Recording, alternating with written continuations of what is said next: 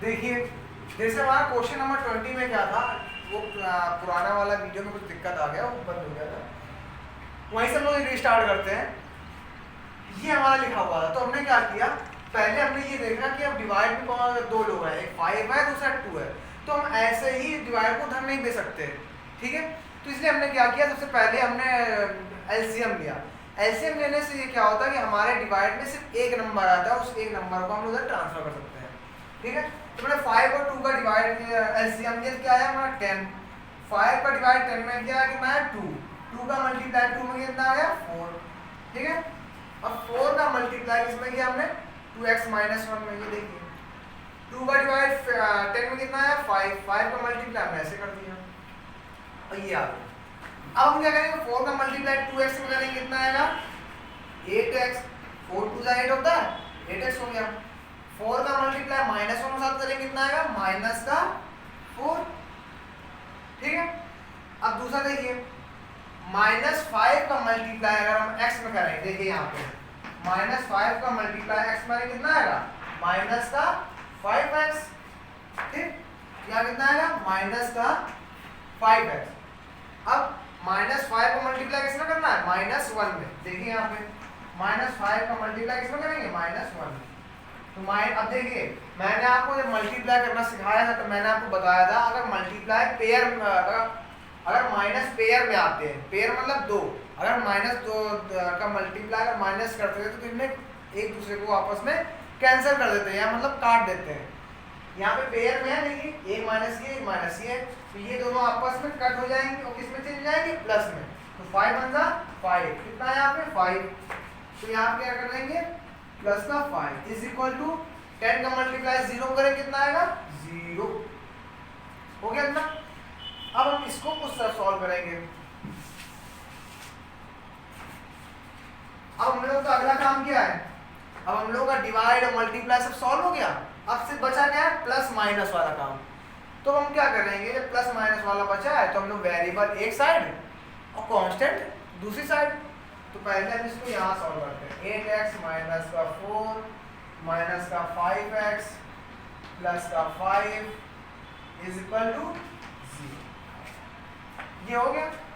अब यहाँ पे देखिए वेरिएबल कहाँ है, एक ये वेरिएबल है एक ये वेरिएबल है, तो हमने आपको बताया वेरिएबल एक साइड कांस्टेंट दूसरी साइड, तो वेरिएबल को हमने इसी साइड रखा 8x माइनस का 5x, ठीक है। अब पहले क्या करें, हम कांस्टेंट को यही सॉल्व कर लें, वरना हमें दोनों कांस्टेंट उठा के उधर ले आना पड़ेगा।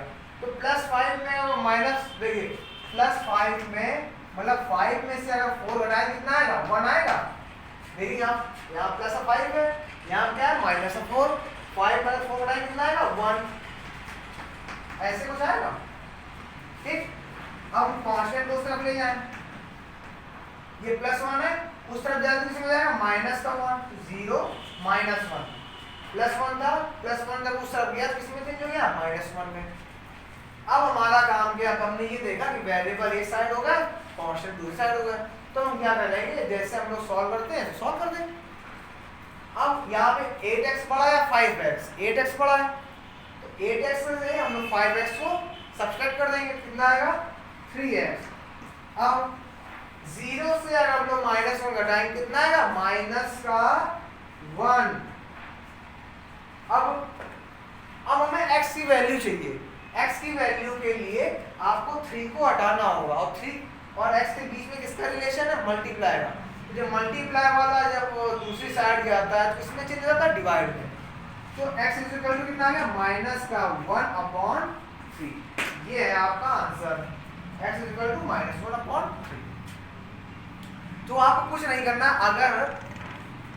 अगर डिवाइड में एक से ज्यादा लोग हैं, डिवाइड से यहाँ पे देखिए डिवाइड में 5 भी था डिवाइड में 2 था, तो सबसे पहले आप क्या करें उनका एलसीएम ले लें, जैसे आप फ्रैक्शन रेशनल नंबर को सॉल्व करते आए, ठीक वैसे ही हमने इनका एलसीएम ले लिया और फिर 5 से 10 को डिवाइड किया, कितना है 2, और 2 का मल्टीप्लाई न्यूमरेटर में होता है तो 2 2 जा 4, ठीक, और ब्रैकेट में जैसे 2x -1 लिखा था वैसे ही हमने 2x -1 यानी किया, माइनस साइन लगा देंगे माइनस का साइन लगाया हमने, फिर 2 का डिवाइड इसमें करेंगे 10 में, कितना आएगा 5, 5 का मल्टीप्लाई किसमें होता है न्यूमरेटर में, और न्यूमरेटर हमारा क्या x माइनस वन, तो 5 बाहर रखा और अंदर क्या लिखा x minus one is equal to 0।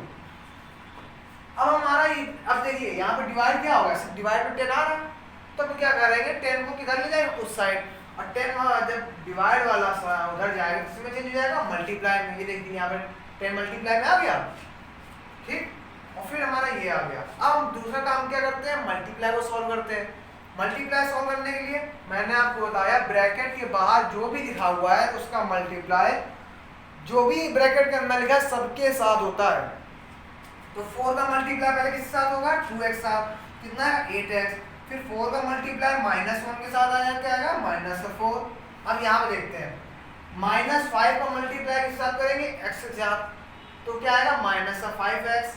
फिर -5 का मल्टीप्लाई किसके साथ करेंगे, -1 के साथ। देखिए फिर दोबारा -5 का मल्टीप्लाई x से याद कितना है -5 है, फिर -5 का मल्टीप्लाई किसके साथ करेंगे, -1 के साथ। ये नहीं कि आप 1 के साथ करें, -1 के साथ होगा, क्या आएगा प्लस का 5 इज इक्वल टू 0।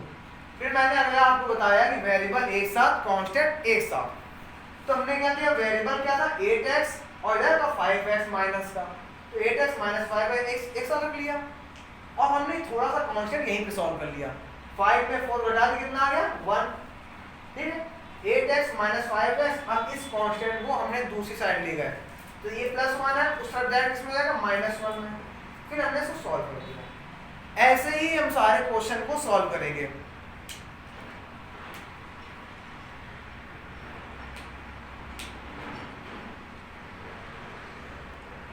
मैंने आपको हर क्वेश्चन का एक एक तरीका बता दिया है।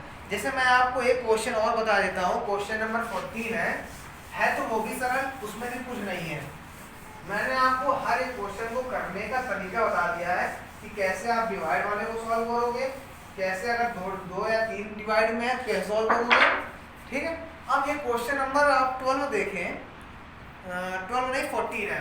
14 क्या है, इसमें थोड़ा सा फर्क है जो मैंने आपको बताया है, x minus 1/2 is equal to 4।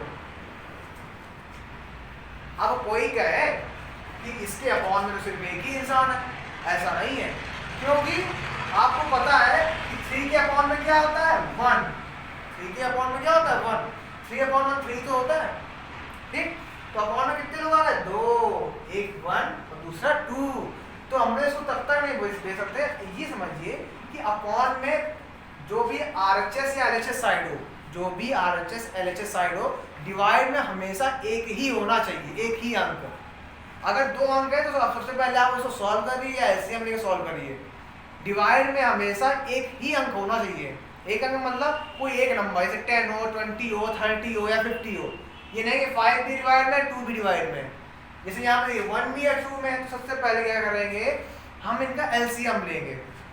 LCM लेने क्या क्या 2। अब ये देखिए डिवाइड में सिर्फ अकेला एक अंक आ गया 2, ठीक है। अब हम 2 को आसानी से बाद में हम आगे ले सकते हैं।